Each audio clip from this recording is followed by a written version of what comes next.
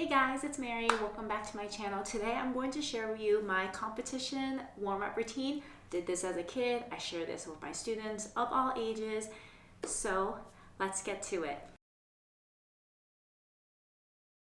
Competing. I don't miss competing. As a kiddo, I was pretty calm, cool, and collected, but as I got older, I definitely experienced the jitters, the butterflies, you name it. So I thought it was always very important to have a consistent routine and also positive self-talk. So that is something I instill in my students. It's funny how worked up someone can get about competing because in theory, it's the same exact thing you do in practice.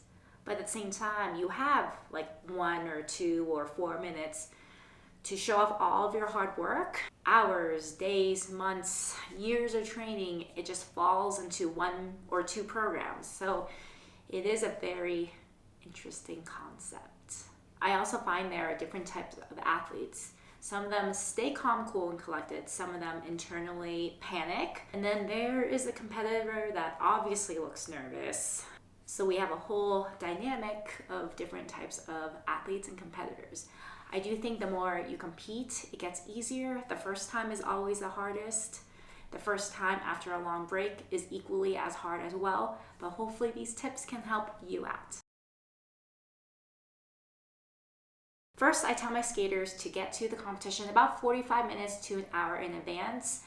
Probably close to an hour, especially if you've never been to that rink before. It leaves you time to find parking. Sometimes parking is a hot mess and a nightmare. Sometimes you have a terrible parking spot and you have to lug all of your suitcases and accessories, etc., like a mile to the rink. So get there 45 minutes to an hour early.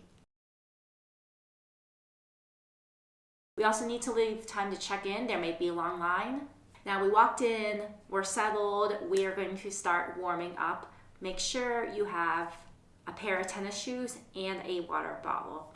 I also try to find a quiet area. If it's a nice day outside, I'll do this outside in a safe area, like a grassy area, or I'll try to go to a quiet corner that's carpeted or with a soft mat for jumping if possible.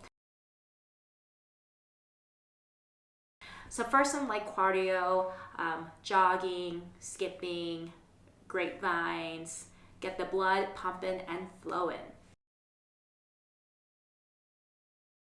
Next, I always do dynamic stretching. You are stretching and moving at the same time. Again, this is to warm up your muscles, to prepare for the program, the jumps and spins you're about to complete. I use a head to toe approach personally.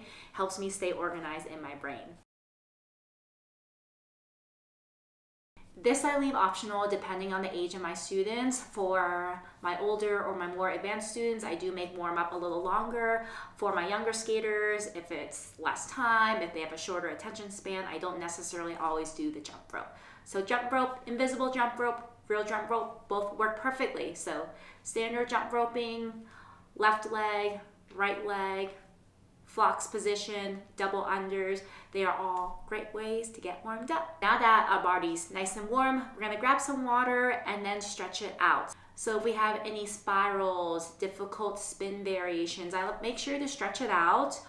And also, especially with the difficult spins, making sure they are called, to try them out on the floor, making sure our camel's high enough, our axis is close enough for the Bielman, our sit is parallel to the ice.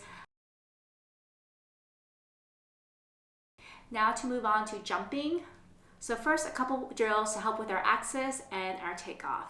For my beginner skaters, balancing on your axis leg, whether it be the right or the left leg, and practicing a strong checkout. So arm strong, head looking towards the circle. Also hops on our axis side. Right leg for our righties, left leg for our lefties. Some back spins to keep our shoulders level, reminder of a tight arm position, and checking out with level shoulders, head up. For my more advanced skaters, this might look like loop, loop, loop, waltz, loop, loop, once around, twice around, or hop, hop, stick. Now I like to go through all the jumps in our program in order. Going into the competition the night before is vital. I want to make sure that we have a good dinner, we go to bed early, we get our 8+ hours of sleep, and also visualization. I have all my skaters visualize themselves doing a clean program, walk through their jumps, spins, and their choreography in their sneakers off the ice. Some of my skaters do this in my head. I have some of my skaters draw it out. They're more visual, and writing helps them out a lot. I also make sure all my skaters know about the required elements in their program. Morning of, make sure to stay hydrated and have a healthy breakfast. Lastly, I like to do a run through of the program with the music, with the jumps, and holding the spins. If that feels great, then we are done with our warm up. If we feel like we just need another run through, then I'll do one more run through with the music, minus jumps, because I do want to save some energy for the warm up. After this, time to grab some more water, go to the bathroom, check our hair, check our outfit, put our skates on, and we're ready to roll. After our warm up, I have the skater look at the ice rink. If it's their home rink, perfect. If it's not their home rink, I just make sure they can draw out where they're going to have their elements on the ice to take into account where the judges are sitting, where the audience is sitting, where we're entering on the ice, because sometimes it gets a little confusing when you're at a different rink. So visualizing it and also talking about what we're going to do during our 5-minute warm-up. During the warm-up, it's quick. We have a routine. I have the skater do half lap to lap around the rink, run through their jumps, spins, footwork, and then come over to me to talk it out.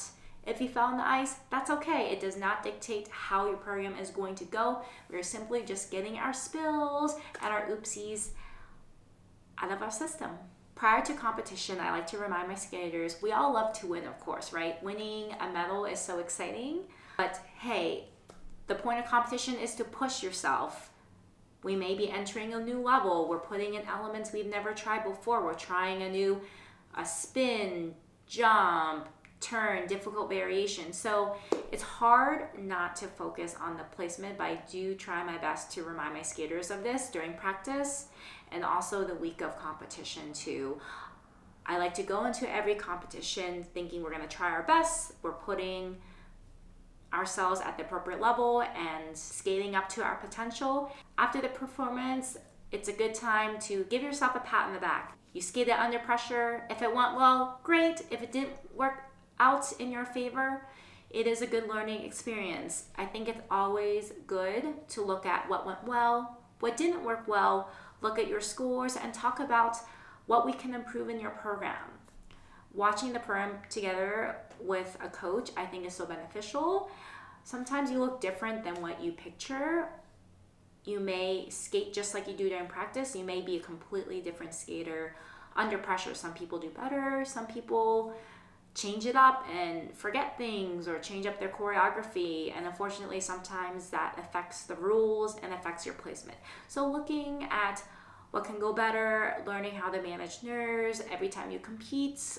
Hopefully this competition warm-up routine helps you out. I am curious what you do. I love learning about new ideas and new routines. Stay tuned for more and see you guys next time. Happy skating.